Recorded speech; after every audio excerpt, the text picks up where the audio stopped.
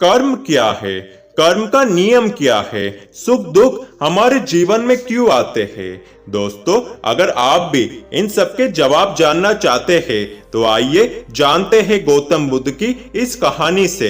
एक बार गौतम बुद्ध अपने सभी शिष्यों को उपदेश दे रहे थे कि तभी एक शिष्य ने बुद्ध से एक प्रश्न पूछा, बुद्ध, कर्म क्या है। बुद्ध मुस्कुराते हुए अपने शिष्य से कहते हैं, वत्स, कर्म क्या है और उस कर्म का नियम क्या है, ये मैं तुम्हें और बाकी के सभी शिष्यों को अच्छे से समझाने के लिए एक कहानी सुनाता हूँ। इस कहानी के माध्यम से तुम सभी शिष्य ये समझ जाओगे कि कर्म क्या है और उसका नियम क्या है। एक बार बुलंदशहर का राजा अपने मंत्री के साथ शहर का भ्रमण करने निकला और भ्रमण करते करते वह एक बाजार में जा पहुंचा। उस बाजार में राजा की एक नजर एक दुकानदार के ऊपर गई और उस दुकानदार को देखते ही राजा के मन में न जाने क्यों ये विचार आया कि मैं उस दुकानदार को कल के कल ही फांसी की सजा दे दूं। राजा ने ये बात अपने मंत्री को बताई। मंत्री राजा की ये बात सुनकर हैरान हो गया और वो सोचने लगा कि आखिर राजा उस दुकानदार को फांसी क्यों देना चाहते हैं।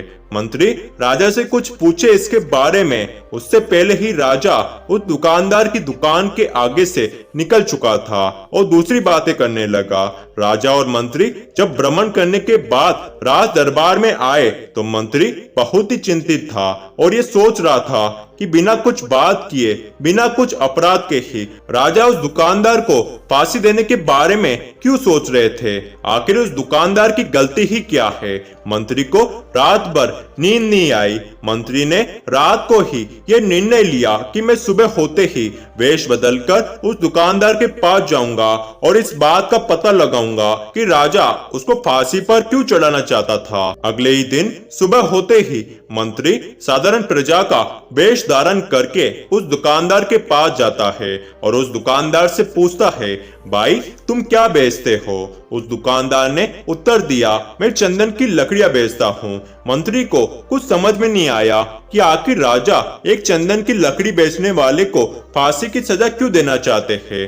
मंत्री ने थोड़ा दिमाग लगाया और फिर आसपास के दुकानदारों से उस दुकानदार के बारे में पूछने लगा। सभी दुकानदारों ने एक ही जवाब दिया कि वह दुकानदार किसी से ज्यादा बोलता नहीं है और हमेशा दुखी रहता है। मंत्री को अब भी कुछ समझ में नहीं आया। मंत्री फिर से उसी दुकानदार के पास जाता है और उस दुकानदार से पूछता है, भाई तुम इतना दुखी क्यों हो। तुम्हारे चेहरे से साफ साफ लग रहा है कि तुम बहुत ही ज्यादा दुखी हो। वो दुकानदार मंत्री से कहता है, हाँ मैं बहुत ही ज्यादा दुखी हूँ और मैं दुखी इसलिए हूँ क्योंकि मेरी दुकान पर लोग आते हैं, चंदन की लकड़ियों को सूंघते हैं और कहते हैं कि बहुत ही अच्छी लकड़ियां है, बहुत ही सुंदर खुशबू है, पर खरीदता कोई भी नहीं है। अब ऐसे में मैं दुखी ना हूँ तो क्या करूँ। मंत्री दुकानदार की बात सुनकर भाव विभोर हो गया और मन ही मन सोचने लगा कि कोई भी दुकानदार दुखी क्यों ना हो अगर उसकी दुकान का एक भी सामान ना बिके, जबकि सामान में कोई भी कमी ना हो। मंत्री फिर से मन में सोचता है, ये दुकानदार तो अपने दुखों की वजह से दुखी है, पर राजा उस दुकानदार को फांसी पर क्यों लटकाना चाहते हैं। मंत्री को अभी तक ये पता नहीं चल पाया कि राजा के मन में ये विचार क्यों आया था। मंत्री एक बार फिर से उस दुकानदार से ये सवाल पूछता है, भाई अगर ये चंदन की लकड़ियां यूं की यूं ही पड़ी की पड़ी रह जाएगी, किसी ने खरीदी नहीं, तब तुम क्या करोगे। और दुकानदार गुस्से भाव में आकर मंत्री को उत्तर देता है, हाँ मैं जानता हूँ कि मेरी चंदन की लकड़ियां यूं की यूं ही पड़ी की पड़ी रह जाएगी, कोई नहीं खरीदेगा इससे, इसलिए मैं ये सोचता हूँ कि हमारे शहर का राजा जल्दी से मर जाए। अगर वह जल्दी से मर जाए तो मैं उसके अंतिम संस्कार के लिए अपनी चंदन की लकड़ियां दूंगा ताकि मुझे कुछ पैसे मिल जाए और इस बाजार के अलावा बाकी के लोगों को भी ये पता चल सके कि मैं चंदन की लकड़ियां बेचता हूँ, ताकि वह सब लोग मेरी दुकान पर आए और मुझसे चंदन की लकड़ियां खरीदे। मंत्री दुकानदार की बात को सुनकर ये समझ गया था कि यही एक नकारात्मक विचार है जिसने राजा के मन को भी नकारात्मक किया है। मंत्री मन ही मन फिर सोचता है कि कैसे भी करके इन दोनों के मन से इस नकारात्मक विचार को निकालना ही होगा। तभी मंत्री को अचानक ही एक तरकीब समझ में आती है और वो उस दुकानदार से कुछ चंदन की लकड़ियों को खरीदता है। इस खरीदारी से उस दुकानदार को कुछ पैसे भी मिल गए और वो खुश भी हो गया। मंत्री उन चंदन की लकड़ियों को लेकर सीधे राज दरबार में गया। राज दरबार में पहुंचकर मंत्री उन चंदन की लकड़ियों को राजा के पास रखता है और राजा से कहता है, हे राजन, ये चंदन की लकड़ियां उसी दुकानदार ने आपको भेंट की है जिसे कल आप फांसी देने के बारे में सोच रहे थे। राजा मंत्री की ये बात सुनकर हैरान हो गया और मन ही मन ये सोचने लगा कि जिस दुकानदार को मैं कल फांसी देने के बारे में सोच रहा था, उस दुकानदार ने मुझे तोहफे में चंदन की लकड़ियां भेंट की है। राजा उन चंदन की लकड़ियों के पास आते हैं और उसे हाथ में लेकर सूंघते हैं और सूंघने के बाद बहुत ही प्रसन्न होते हैं और मंत्री से कहते हैं, ये तो बहुत ही खुशबूदार लकड़ियां है। राजा मन ही मन फिर सोचता है कि वह दुकानदार तो कितना अच्छा इंसान निकला, मैं फालतू ही उसे फांसी देने के बारे में सोच रहा था। मुझे लगता है कि कल मैं उस दुकानदार की दुकान के आगे से निकला था, तब शायद उस दुकानदार के मन में ये विचार चल रहा था कि राजन पहली बार मेरी दुकान के सामने से गुजरे हैं, मुझे उन्हें कुछ तोहफा देना चाहिए। और तोहफे के रूप में उसने मुझे आज ये चंदन की लकड़ियां भेंट की है। दुकानदार तो कितना अच्छा इंसान है, मैं बेवजह ही उसके बारे में गलत सोच रहा था। राजा फिर से मंत्री से कहते हैं, तुम मेरा एक काम करो, ये कुछ स्वर्ण मुद्राएं है, ये स्वर्ण मुद्राएं उस दुकानदार को उपहार के रूप में देना और उससे कहना कि आज के बाद जब भी कभी राज दरबार में चंदन की लकड़ियों की जरूरत पड़ेगी तो वह लकड़ियां उसी के दुकान से खरीदी जाएगी। मंत्री राजा की ये बात को सुनकर बहुत ही खुश हो गया और मन ही मन सोचने लगा कि अब तो राजा उस दुकानदार को फांसी देने के बारे में सोच ही नहीं सकते, क्योंकि अब राज दरबार के लिए चंदन की लकड़ियों की जिम्मेदारी उस दुकानदार को जो मिल गई है। मंत्री फिर से साधारण प्रजा का वेश धारण करके उस दुकानदार के पास जाता है और राजा द्वारा दी गई स्वर्ण मुद्राओं को उस दुकानदार को देता है और उससे कहता है, भाई कल जो मैं तुमसे चंदन की लकड़ियों को खरीद कर लेकर गया था, वह लकड़ियां मैंने राजा को भेंट की थी।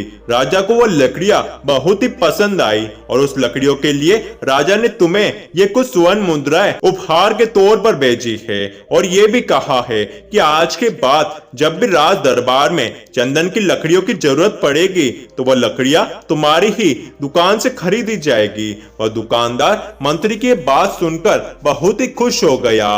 मंत्री फिर से उस दुकानदार से पूछता है, क्यों भाई, तुम तो राजा के बारे में कितना बुरा सोचते थे और राजा देखो कितने अच्छे निकले, कितने भले इंसान है वो, जिन्होंने कुछ चंदन की लकड़ियों के बदले स्वर्ण मुद्राएं भेजी है तुम्हें। हमारे राजा कभी भी किसी का बुरा नहीं सोचते हैं।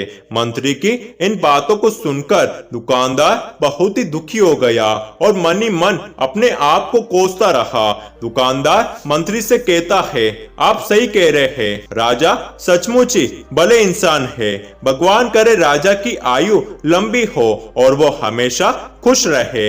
मंत्री दुकानदार की इन बातों को सुनकर बड़ा ही खुश हो गया और राज दरबार के लिए चल पड़ा। और यहीं पर गौतम बुद्ध अपनी कहानी को समाप्त करते हुए अपने शिष्यों से पूछते हैं, शिष्यों अब बताओ कि कर्म क्या है। किसी शिष्य ने कहा, कर्म बोले हुए शब्द है। किसी ने कहा कर्म वाणी है, तो किसी ने कहा कर्म सोच है, तो किसी ने कहा कर्म भावना है। अपने सभी शिष्यों का उत्तर सुनने के बाद बुद्ध अपने सभी शिष्यों को समझाते हैं कि शिष्यों, कर्म हर इंसान के खुद के विचार है। हमारे विचार जैसे रहेंगे हम वैसे ही कर्म करेंगे और इन्हीं विचारों के द्वारा किए हुए कर्म हमारे सुख और दुख के लिए उत्तरदायी होंगे।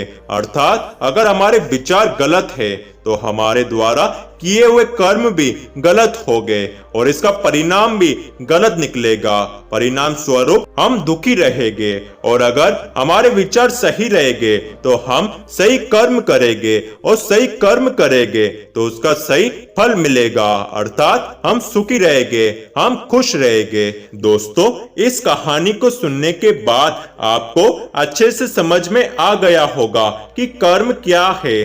कर्म हर व्यक्ति के खुद के विचार है। आपके विचार जैसे रहेंगे आप उसी के अनुसार ही कर्म करेंगे। इसलिए दोस्तों, आप भी अपने जीवन में अच्छे विचारों को अपनाएं, क्योंकि आपके विचार अच्छे रहेंगे तो आपके द्वारा किए गए कर्म भी अच्छे होंगे और परिणाम स्वरूप आप सुखी रहेंगे, आप खुश रहेंगे। महाभारत के युद्ध के समय श्री कृष्ण ने भी अर्जुन को यही ज्ञान दिया था कि हे पार्थ, जैसा प्राणी कर्म करता है उसी के अनुसार उसे फल मिलता है। अच्छा कर्म करता है तो अच्छा फल मिलता है और बुरा कर्म करता है तो बुरा फल मिलता है। इसलिए दोस्तों, आप भी अपने जीवन में अच्छे विचारों को अपनाएं। आपके विचार अच्छे रहेंगे तो आपके द्वारा किया गया हर काम अच्छा होगा और जब कर्म अच्छे होंगे तो उसका परिणाम भी अच्छा ही आएगा। अब आप कहेंगे कि अच्छे विचारों को अपनी जिंदगी में कैसे उतारे, तो उसके लिए आप अच्छी किताबें पढ़ सकते हैं, शास्त्र पढ़ सकते हैं, सत्संग में जा सकते हैं, अच्छी संगत कर सकते हैं। दोस्तों, संगत का हमारे जीवन में बहुत ही फर्क पड़ता है। हमारी संगत अच्छी रहेगी, हम अच्छे विचार वाले लोगों के साथ रहेंगे तो हमारे विचार भी अच्छे रहेंगे। इसलिए संगत आपको सोच समझ कर करनी चाहिए और तभी आपके विचार अच्छे होंगे। और जब आपके विचार अच्छे रहेंगे तो आपके द्वारा किया गया हर कर्म अच्छा ही होगा और अच्छे कर्म का फल भी अच्छा ही होगा।